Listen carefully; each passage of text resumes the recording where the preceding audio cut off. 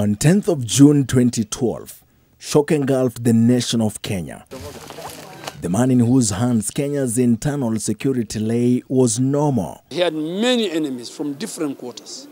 Professor George Saitoti, his assistant Orwa Ojode, two of their bodyguards and two pilots had perished in an early morning crash above Kibiku Forest in Ngong. 10 years later, the 6 deaths have joined a long list of Kenya's public mysteries with no resolution in sight. Did Saitoti die in a normal plane crash, or was there foul play? I've not heard, even those who were speculators, coming up with any alternative theories. So I would want to believe it was an accident.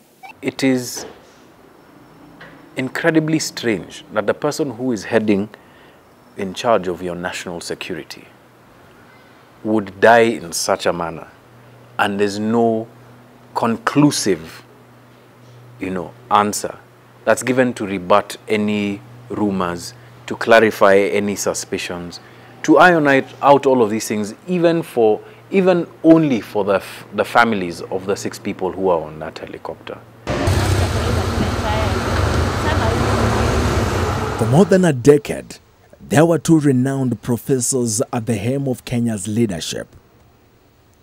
Daniel Toroitich Arap Moi himself, the self-declared professor of politics, and his vice president, George Saitoti, a true professor of mathematics. Professor Saitoti was appointed finance minister after the 1983 election, taking over from Mwai Kibaki, who was transferred to Home Affairs. Saitoti rose through the ranks to become Moi's principal assistant for a straight 13 years, making him the longest-serving second-in-command until his acrimonious fallout with Moi in the run-up to the historic 2002 general election, when the late President Moi baffled friend and foe by handpicking Uhuru Kenyatta as his preferred successor. Huyu makamu wa rais ni rafiki, lakini urafiki, sikieni, urafiki ni tofauti. Yule ambaye anaweza kuendesha kupeleka wananchi, kama vile mimi ningependelea wananchi kuongozwa, ni Uhuru Kenyatta.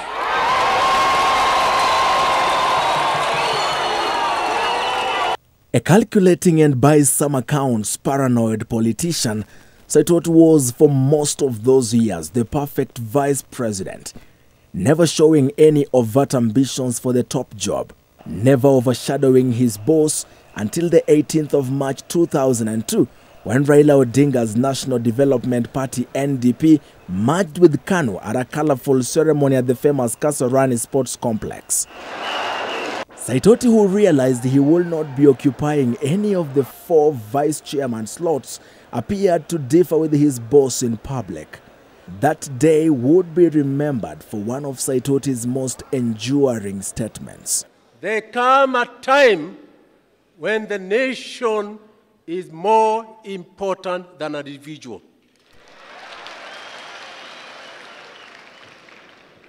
It is because of that consideration and in consultation that I say I shall not offer myself for any position.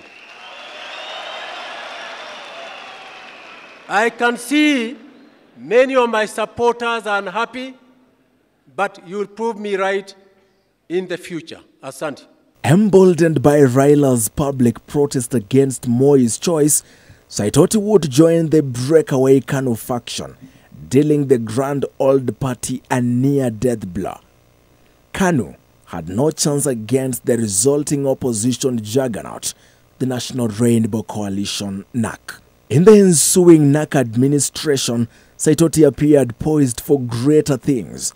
But on 3rd of February 2006, a report by the Judicial Commission of Inquiry into the Goldenberg saga recommended that criminal charges be preferred against the former Vice President Saitoti for his involvement in the scandal.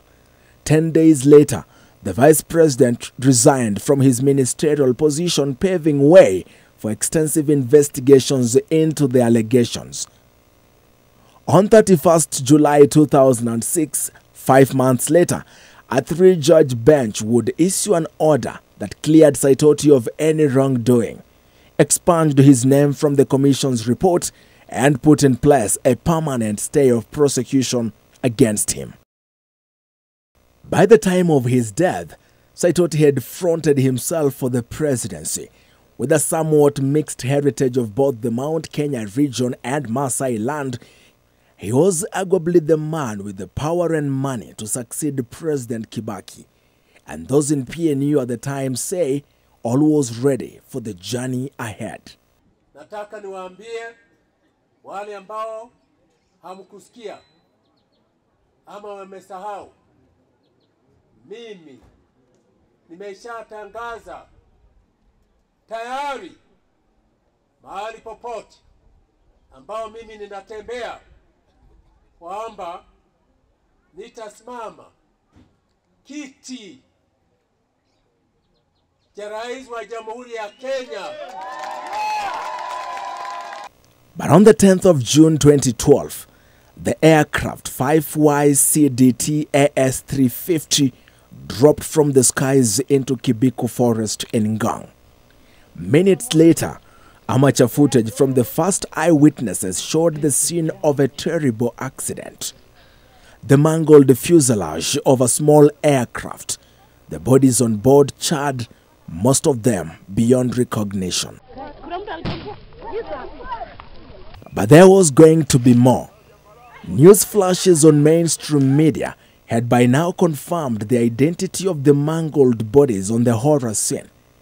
On board the ill-fated plane were Kenya's Security Minister George Saitoti, his assistant Joshua Orwa Ojode, their bodyguards Joshua Tonkei and Thomas Morimi.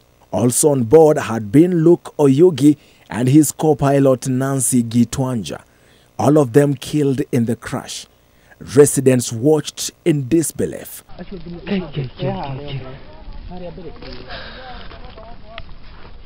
At the time, Amos Kimunya was the Minister for Transport, and naturally, he would receive briefs of any accidents that had taken place. And he thought that this was just another of the usual crashes. It was not. The guy in charge of aircraft accidents then called me and said, well, we've had a small issue, a big issue. We had an aircraft crash and VVIP. So it didn't occur to me, yeah, that we'll be talking the same person we had just talked with, and now they have gone to the airport and taken off. And so he said, so what has happened? Who is involved? And when he told me, I told my wife, Prof, because when I told her, now I'm not going to Thiwa, right? I was ready to go. Then said, after we just talked, they've just been involved in an accident, and it's like, it's fatal. Eh? The Kipipiri MP says he was shaken by the news, not just because he had lost a friend, but because he could have been a part of the 8:30 a.m. tragedy. Indeed, on the material day when he passed away, we were supposed to be together in Ojode's place, Dhiwa, for a fundraiser, and then move to, I think, Kericho to do some party affairs. So when we left Mombasa, because that's the last function he really had, by the time we left Mombasa, we had agreed we were going to meet at Wilson Airport, get on the chopper together, and go to Thiwa. But as fate would have it, the late Ojode did not travel on Saturday to wait for us in Thiwa. So Prof then called me in the morning and said, we can't travel together because Honorable Ojode did not go yesterday, so I'm giving a lift. And since we are only 4, the chopper can take only 4 people, he's calling me to agree to give my space to Ojode. So, and I did that. Within a month, Kimunya would quickly gazette a team to investigate the accident. That team would later be degazetted. it's something that touched me, directly. In that, I was supposed to be part of that delegation. That's how has happened. I'm the Minister for Transport. So the next thing is obviously we have to start the investigation in terms of what happened. And I gazetted the team. And now because of him being a cabinet minister, the matter had now to be taken a notch higher to a presidential commission of inquiry. And also there was lots of issues. So we then ended up now de-gazetting and gazetting again for the commission of inquiry, now by the president and not by the Minister for Transport. By commissioning an inquiry so quickly, the government was caving in to pressure to answer difficult questions about what really had led to the deadly crash in Kibeko. But why was this accident of such importance to the public? Investigative journalist John Alan Namu, who covered the story, was among the very few journalists asking the hard questions about the crash. He followed the trail all the way to South Africa. He had been surprisingly open about the findings of a report that was submitted, I think, by the then U.S. Ambassador Michael Rannenberger, about specific members of parliament who were suspected to be involved in the drug game. Just a few years earlier, Kenya had seized one of its biggest hauls of cocaine. So there was certainly a lot of interest around George Saitoti as a person, enough for there to warrant an inquiry. Saitoti lived a reclusive lifestyle, feared a lot for his life.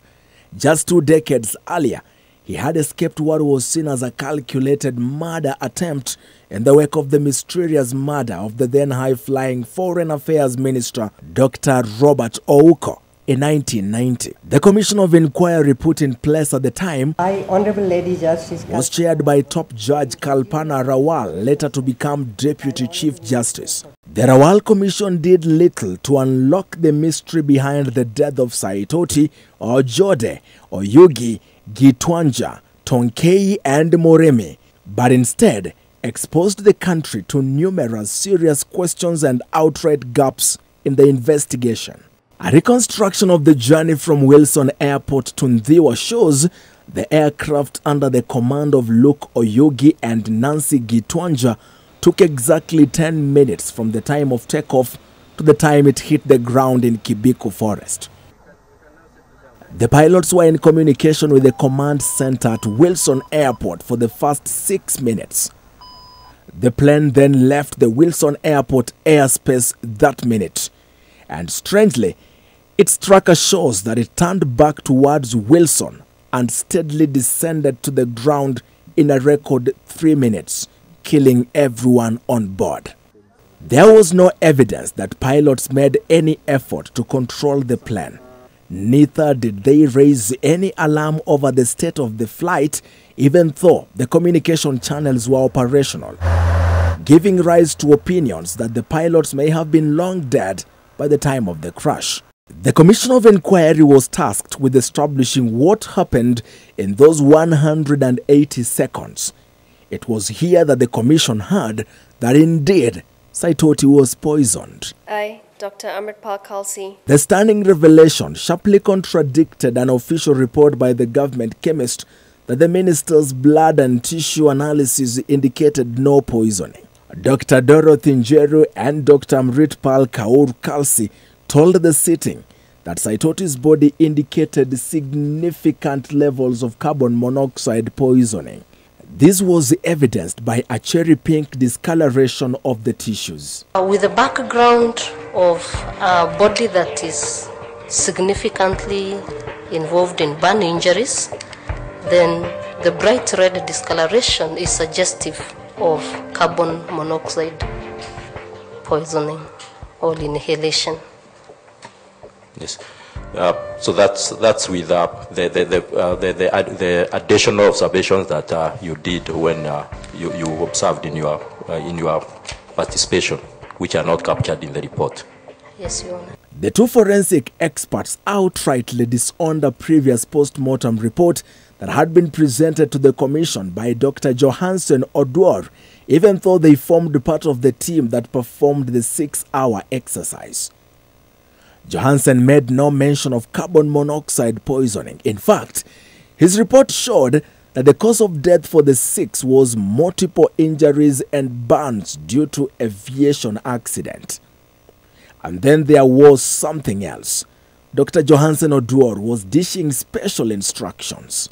Yesterday you mentioned about calls you received the day after post-mortem. You remember that discussion? Yes. Would you want to share with us those calls and the concern by the callers?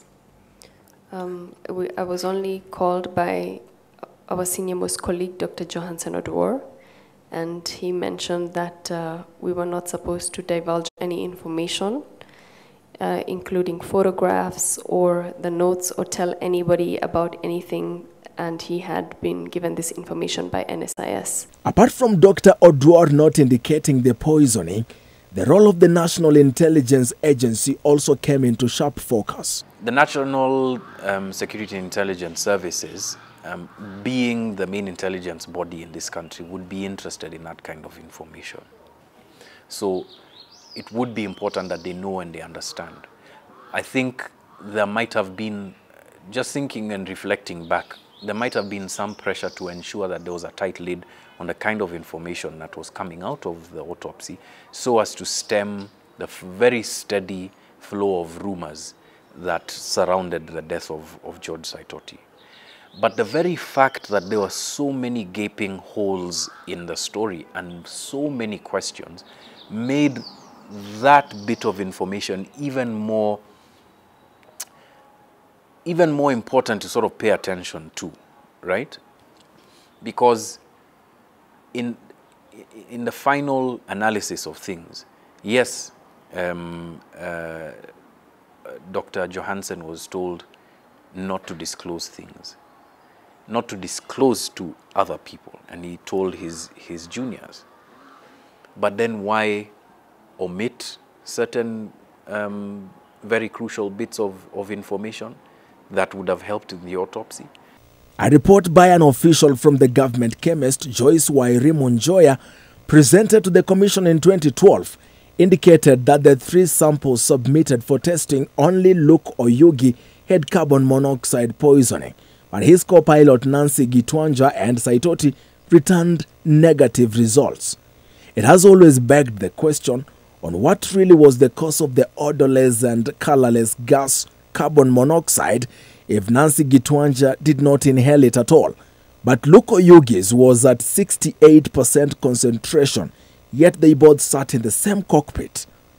It has also never been said why the bodies of Ojode, Tonkei and Moremi were not tested, forming 2 of the most serious loopholes in the investigation.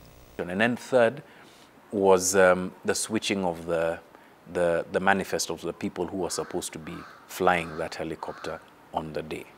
So those were the 3 things around the flight itself. On the morning that the accident happened, it was supposed to be Air Wing Commandant Mbithi flying the security minister, but that plan was quickly changed, and Luke Oyugi and Nancy Gitwanja were hurriedly recalled to work.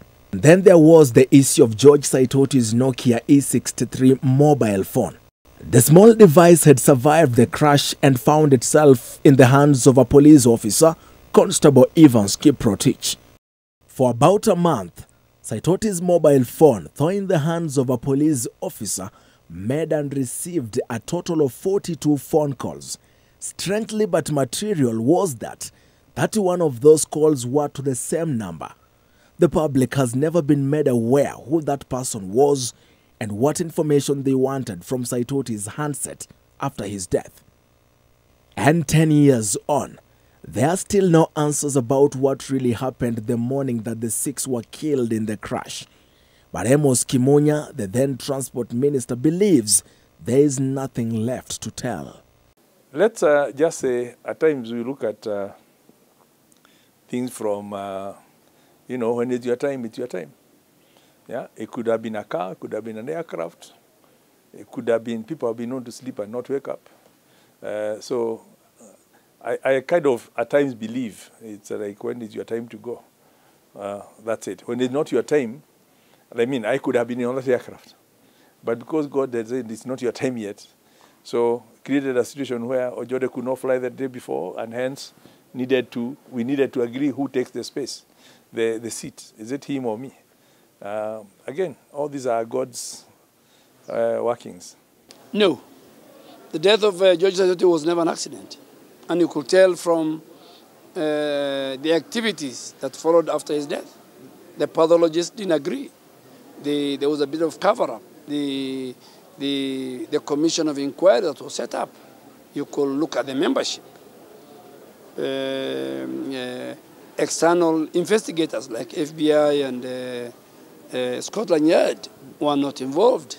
So the same people who, in my opinion, participated in the death of George Saitoti, in my opinion, also participated in the cover-up, just like that one of Robert Ouko. In my view, it definitely wasn't just another accident.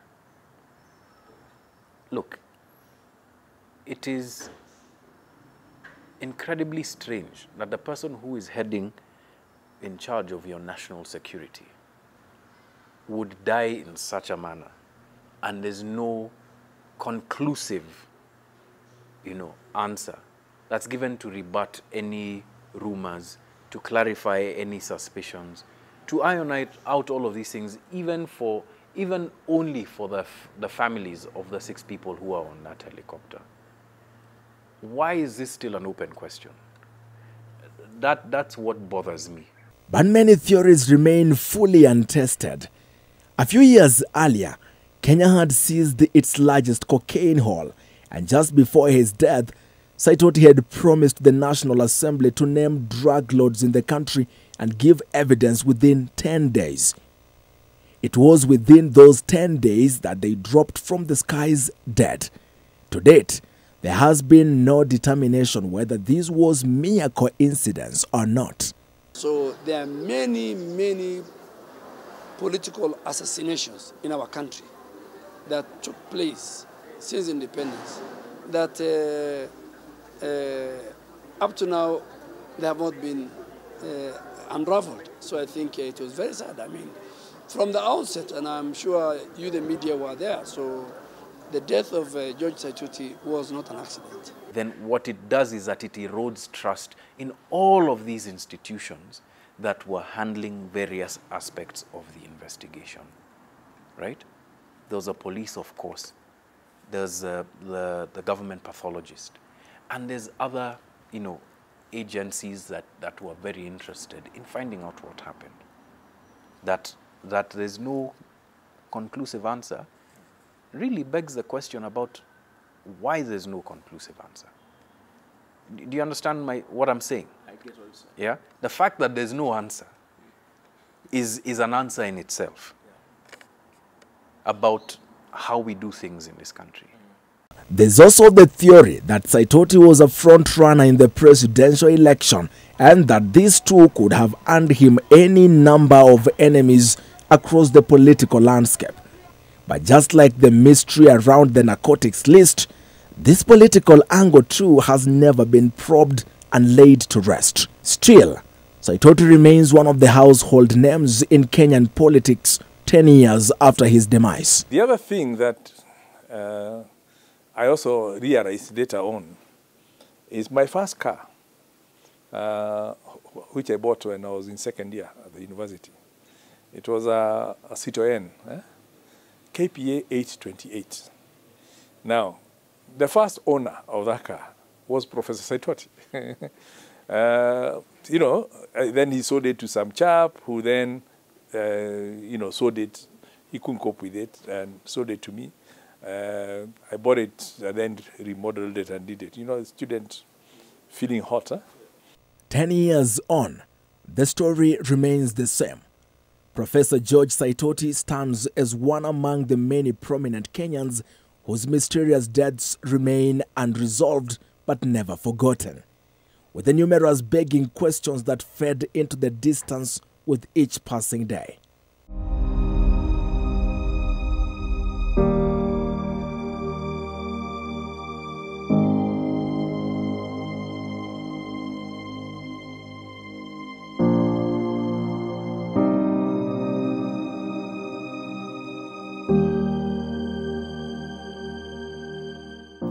Brian Obuya, NTV.